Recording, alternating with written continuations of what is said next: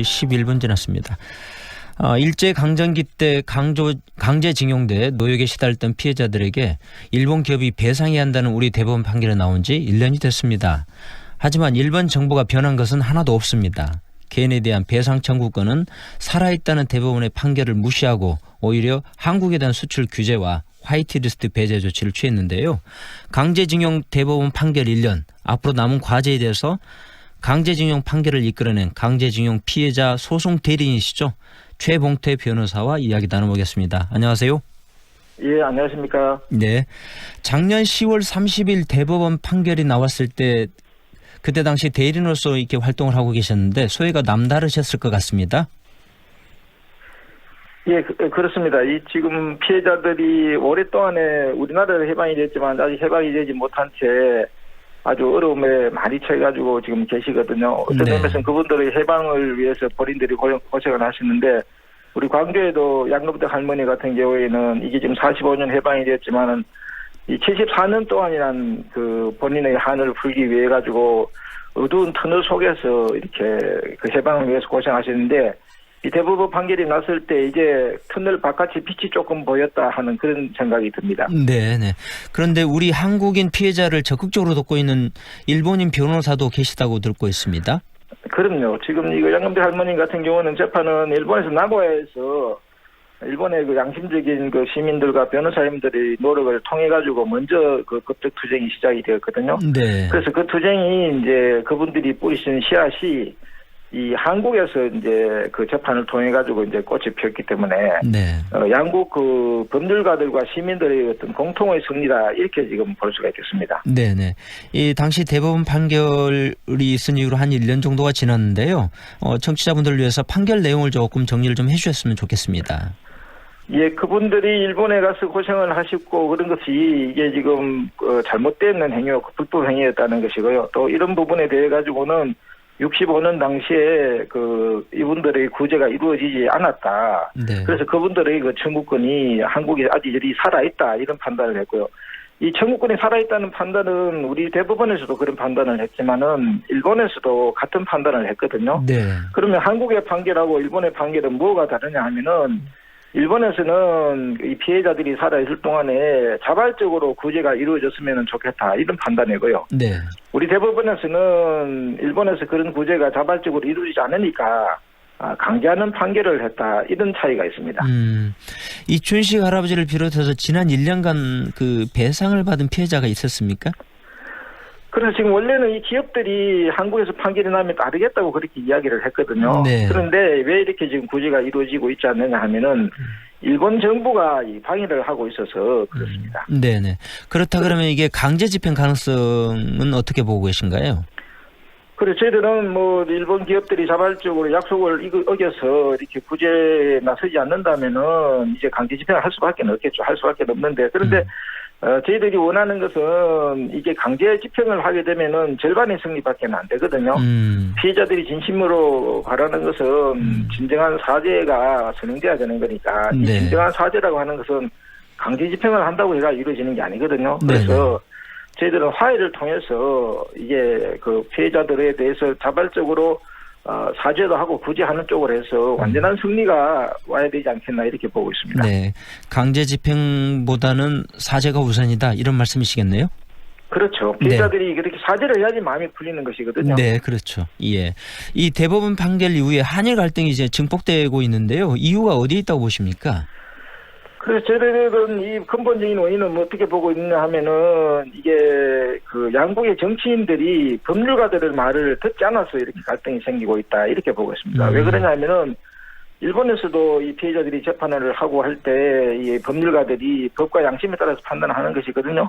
그러다 보니까 피해자들이 구제가 되어 있지 않구나. 그래서 구제가 이루어져야 한다. 이런 의미에서 정권이 살아있다고 판단해서 자발적으로 구제하라 이렇게 판단을 했는 것이거든요.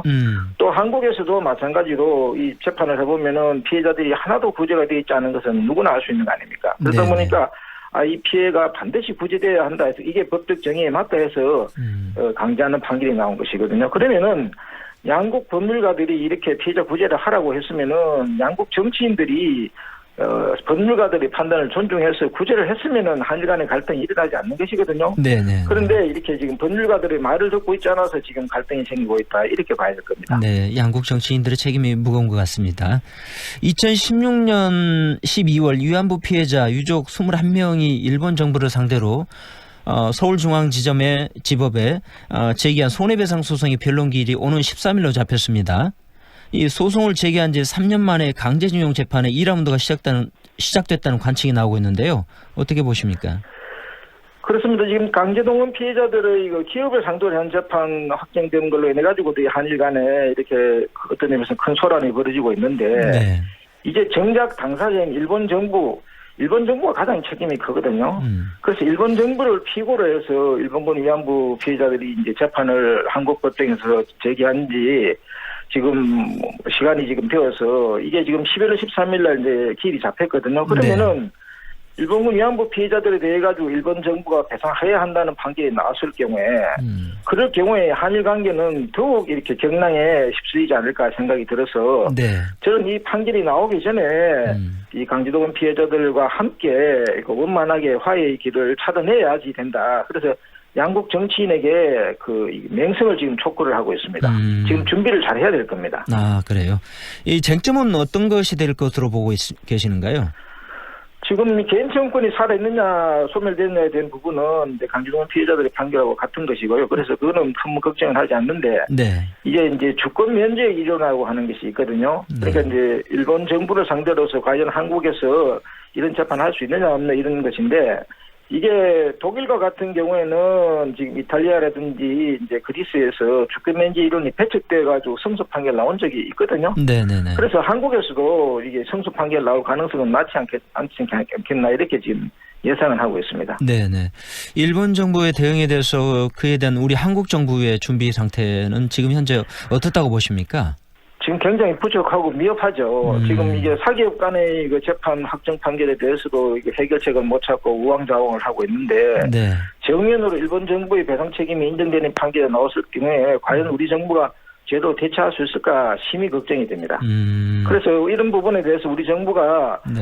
우선 이게 인권 문제라는 것을 직시를 하고 네. 국가와 국가 사이에서 애매하게 외교적으로 타협한다든지 정치적으로 타협을 한다든지 해서는 제대로 해결되지 않는다는 것을 직시를 하고 네.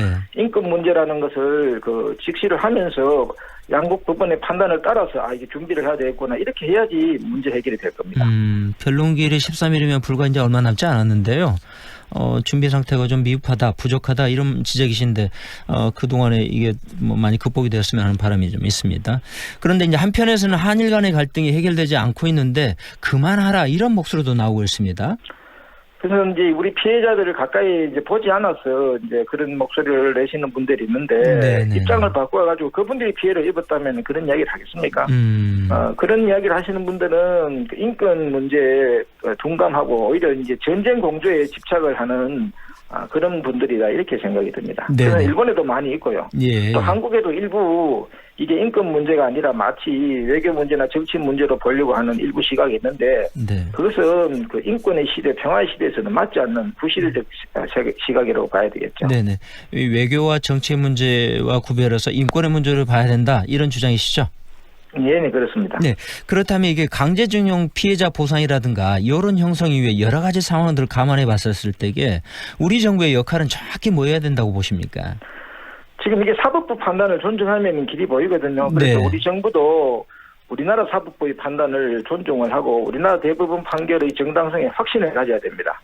그리고 이게 지금 국내에도 할 수 있는 것부터 해야 되거든요. 지금 한국의 일제 피해자들이 우리 정부를 상대로도 지금 재판을 하고 있거든요. 네. 그런 재판을 화해를 통해 가지고 신속히 피해자들을 구제를 하고 난 뒤에 그 다음에 일본 정부를 상대로 해서 너희들 왜 일본 사법부 판단에 따라서 피해자 구제하라는데 왜 하지 않느냐.